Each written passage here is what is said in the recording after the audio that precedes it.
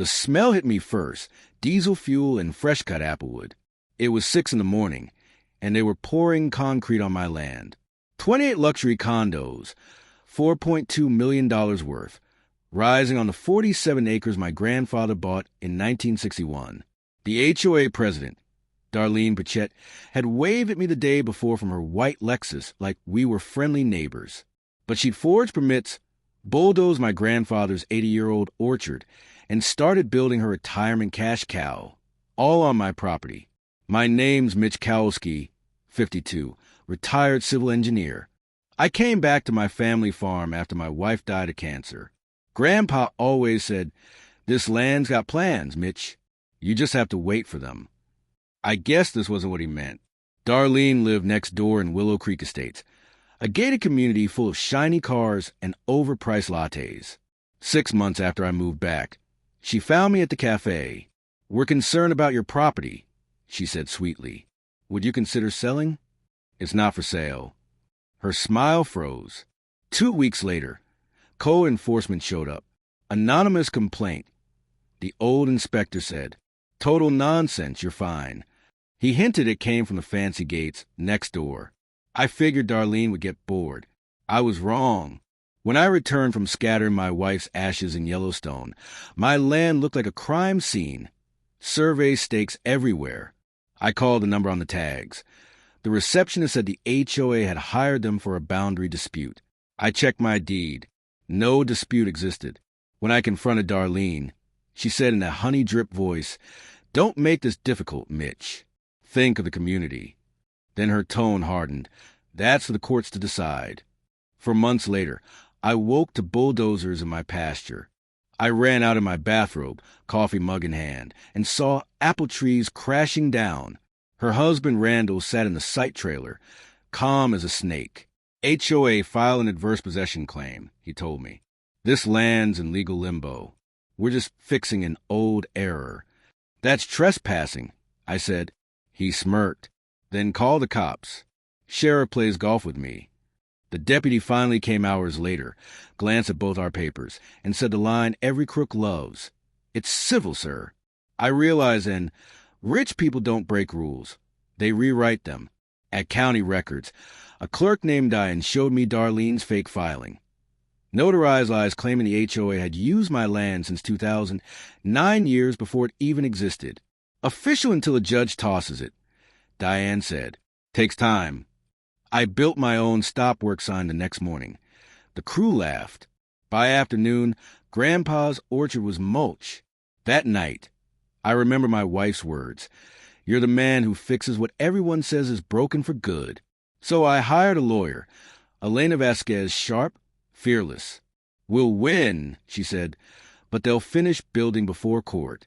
Unless—" She filed a lease pendens right at my kitchen table, a legal grenade that poisoned the title. The condos could rise, but no bank would touch them. 2 days later, Darlene came to my door, fake sympathy dripping. "You're embarrassing yourself, Mitch. We've invested $4.2 million. You have memories in a falling-down farmhouse. Who do you think the judge believes?" She left a countersuit, $500,000 for interfering with her contracts. Elena called it a war of attrition. They thought I'd run out of money first. Instead, I went digging, found that the Pritchetts had pulled the scam before Nevada, Arizona, Texas. One rancher cried on the phone, begging me not to let them win. I promised I wouldn't. When a local paper printed Darlene's op-ed calling me a selfish widower blocking progress, the town turned on me.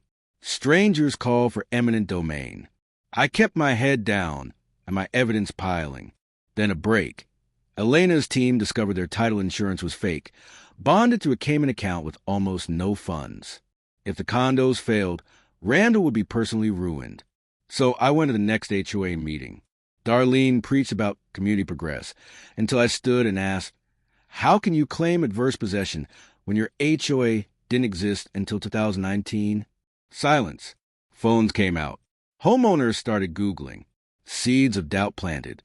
Days later, all 4 of my truck tires were slashed, and I got an anonymous letter. "Drop the lawsuit or we dig into your past." I had no dark past, but now I knew they were desperate. 2 a.m., sleepless, I searched my grandfather's old boxes in the attic. Behind dusty magazines, I found a rusty lockbox. Inside, the original 1961 deed, survey maps, and a county letter from 1998 confirming the boundary was reviewed and certified as correct. The exact error they were lying about. This was proof, not just a fraud, but fraud on the court. I scanned it and sent it to Elena. "When do we file this?" she asked. "Not yet," I said. "Let them lie under oath first. Then we drop the bomb." She laughed. "That's vicious, Mitch." "I like it." The condos were already 60% built, and Darlene's smile was all over local news. She didn't know the noose was tightening. Elena came back 3 days later with her paralegal, Trevor. My farmhouse kitchen turned into a war room, documents everywhere, coffee brewing nonstop. We built our revenge in 4 layers, or as Elena called it, scorched earth. Layer 1, the courtroom kill shot. We let their lawyers swear under oath that no county review had ever happened. Then dropped Grandpa's 1998 letter and proved perjury. Case dismissed with prejudice. No appeals, no loopholes. Layer 2, financial strangulation. Trevor found Randall's construction loan was privately guaranteed. Payments due in 90 days, relying on condo presales. Elena filed a motion to freeze all presale money until the title dispute was resolved. That would choke their cash flow until they drowned. Layer 3, media napalm. An investigative journalist named Jamal Wright was working on a documentary about the Pritchett scams in multiple states. His expose would air right after our court hearing, turning their legal loss into national humiliation. Layer 4, turning the HOA against itself. We warned every homeowner they could be personally liable for the HOA's debts. Special assessments of $20,000 each would ruin families.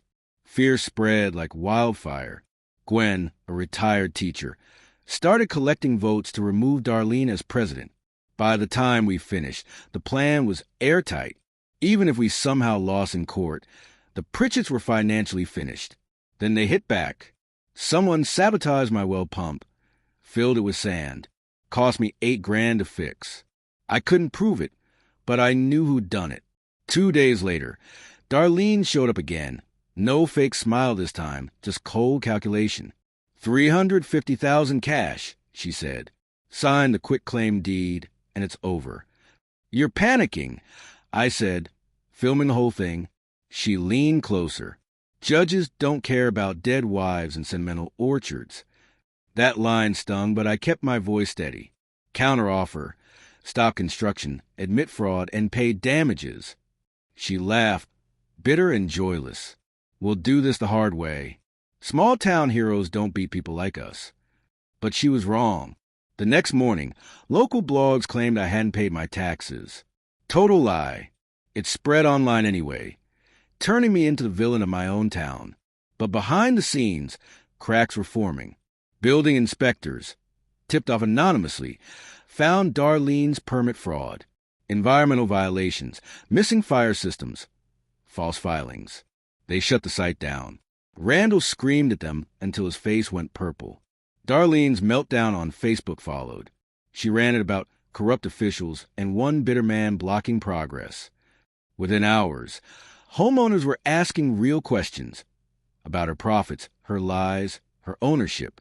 Screenshots of her deleted posts spread faster than wildfire. Krause, their slick attorney, tried delaying the hearing another 60 days. Elena wasn't having it. We decided to go public first. Jamal released his expose early, including interviews with victims from other states and evidence from a 1998 letter. By the morning of the hearing, the story was viral. The courtroom smelled like old wood and nerves. Judge Helena Brand presided, a woman known for making arrogant lawyers regret their careers. Krause opened confidently, painting me as a bitter widower obsessed with technicalities. Elena let him talk himself into a corner, then destroyed him. She revealed that their expert surveyor wasn't even licensed in 1998, meaning his entire argument was physically impossible. Then she called Randall to stand. "Did you review county records from 1998? She asked. "I relied on professional expertise," he said. So you're testifying under oath that the county never resolved the boundary? Correct. Elena pulled out a single sheet. Exhibit G. County Planning letter dated October 12, 1998. The courtroom froze. Kraus went pale. The letter proved the county confirmed the boundary decades ago. No confusion. No dispute. Judge Brandt read it twice, then looked at Randall. You just committed perjury. She granted my injunction permanently, dismissed the HOA's claim with prejudice, and referred Randall to the district attorney for prosecution.